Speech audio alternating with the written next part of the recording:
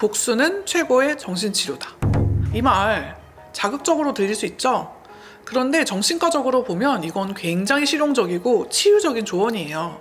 첫째, 상대에게 타격을 줘야 된다. 둘째, 나는 피해 입으면 안 된다. 셋째, 반드시 이겨야 된다.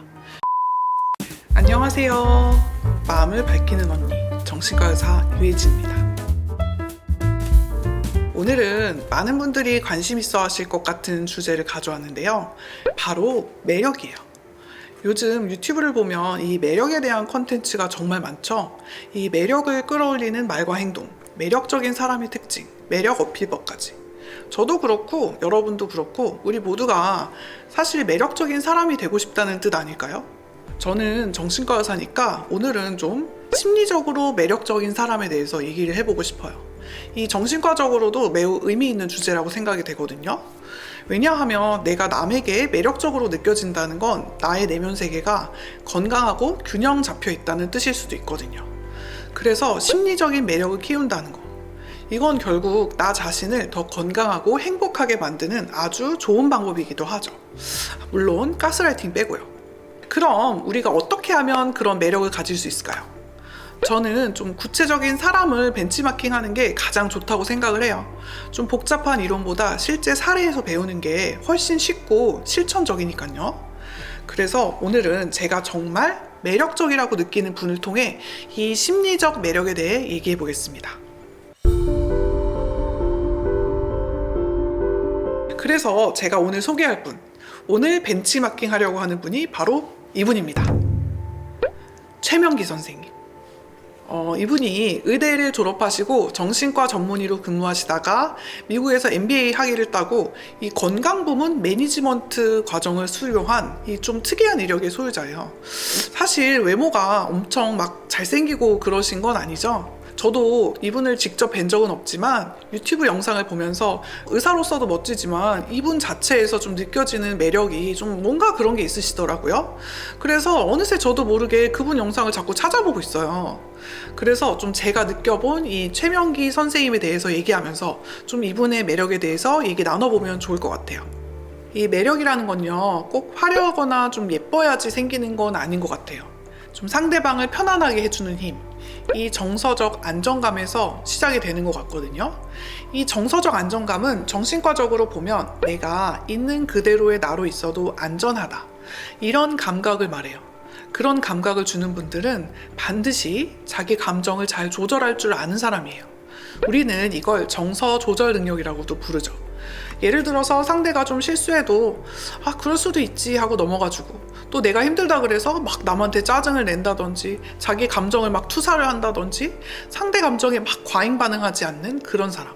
이런 사람이야말로 다른 사람을 긴장시키지 않는 사람, 그리고 옆에 오랫동안 있고 싶은 그런 사람이에요. 저는 그게 바로 매력의 시작점이라고 생각을 해요. 제가 최명기 선생님을 떠올리면 가장 먼저 떠오르는 단어가 있어요. 무해함. 이 어릴 적 애착 인형이 이렇게 말을 걸어주는 느낌? 괜찮아, 네가 힘든 거 그냥 그래도 돼, 뭐 그런 톤이에요. 이 심리학에서는 이런 사람을 자기와 타인의 경계가 건강한 사람이라고 표현해요. 내 감정은 내가 책임지고 상대 감정은 존중해주되 그 감정까지 짊어지려 들지 않는 사람. 그게 성숙한 자기 경계고 옆에 있어도 에너지가 소모되지 않는 이유예요.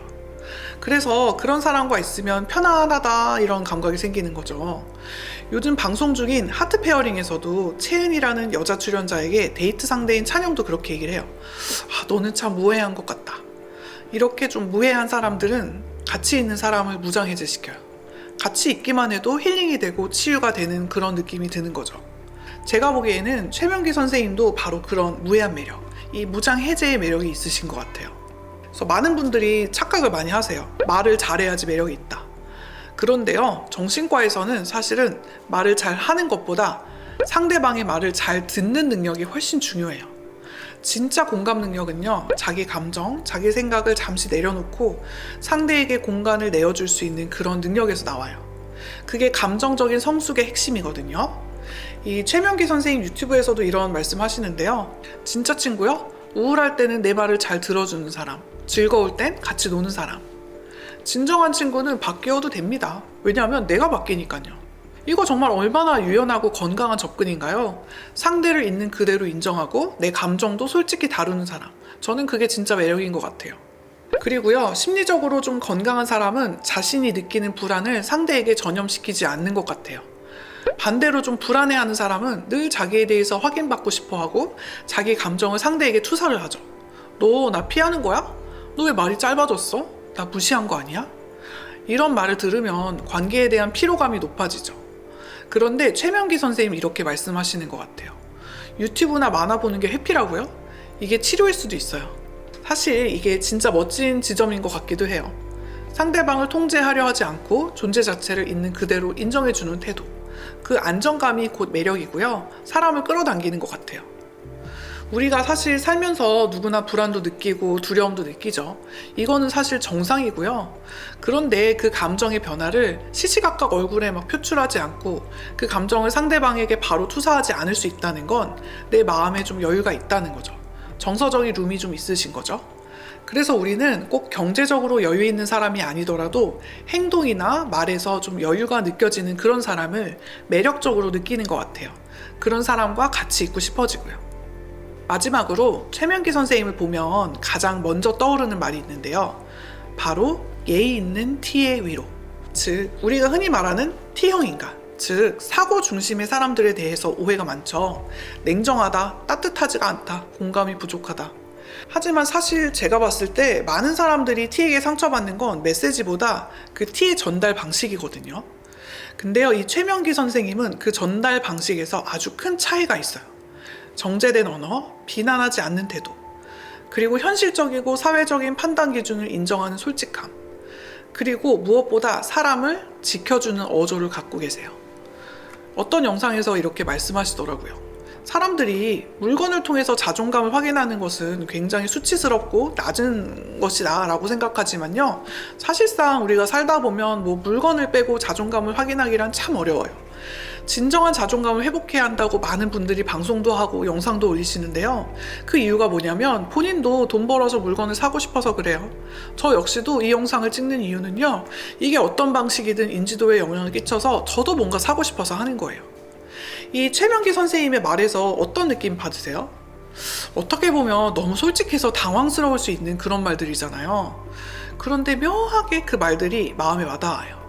왜냐하면 그 솔직함에는 자신의 욕망을 인정하는 용기가 담겨 있고 또 거기에 어떤 허세나 꾸밈이 없어 보여요. 많은 사람들이 사실 이 자존감이라는 말에 짓눌리면서 뭔가 수준 높은 욕망을 추구해야 된다고 느껴요. 하지만 선생님은 이 자존감은 내가 갖고 있는 물건에서도 확인될 수 있다고 하시면서 그 현실을 정면으로 인정하세요. 그것도 침착하게 예의 바르게. 이 말들 속에는 단순한 현실 인식이 아니라 더 나아가서는 타인을 판단하지 않는 깊은 존중이 있어요. 그렇기에 예의 있는 T의 위로는 냉정함과 따뜻함을 동시에 가지는 것 같아요. 그리고 그 조화가 있을 때 사람의 마음을 무너지지 않게 지켜주는 것 같고요. 그리고요, 저는 이 말을 듣고 정말 무릎을 탁 쳤는데요. 복수는 최고의 정신치료다. 이 말 자극적으로 들릴 수 있죠? 그런데 정신과적으로 보면 이건 굉장히 실용적이고 치유적인 조언이에요. 여기서 말하는 복수는 누군가의 해코지를 하자는 게 아니에요. 내가 느끼는 억울함과 분노를 무시하지 말고 그 감정을 무조건 눌러 참지 말자. 그리고 구체적인 행동 목표로 전환하라는 뜻이에요.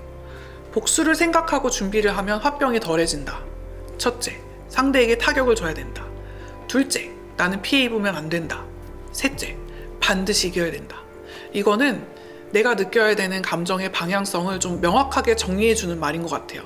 무작정 화를 내고 원망만 하면서 나를 무너뜨리지 말고 그 분노의 감정을 에너지로 바꾸라는 거죠. 분노를 나를 위한 전력으로 삼고 그걸 계획 가능한 행동으로 구조화하면 사람은 자존감을 잃지 않아요. 사실 이런 전략은요, 감정적인 충동에 쉽게 휘둘리지 않는 사람만이 쓸 수 있거든요. 정서적인 자율성이 높은 사람만이 이렇게 치밀하고 구조화된 분노 표현이 가능해요. 그리고 여기서 정말 중요한 건 그 복수조차도 결국에 나의 삶을 복원하기 위한 전략이라는 점이죠. 복수하고 나서 나는 괜찮을 수 있을까? 이 질문에 그렇다고 답할 수 있는 사람만이 정말 건강하게 분노를 다룰 수 있는 거예요. 결국 이건 감정 조절의 정점이자 자기 삶의 주도권을 다시 찾아오는 능력이기도 해요. 정신과 의사 입장에서 저도 이 말이 마음에 참 와닿았어요. 매력적인 사람은 종합해보면 결국 나는 나를 책임질 수 있어요 라는 메시지를 전하는 사람인 것 같아요. 내가 느끼는 감정을 억지로 숨기지도 않고 함부로 뿜어내지도 않고 그것을 편안하게 다룰 줄 아는 사람.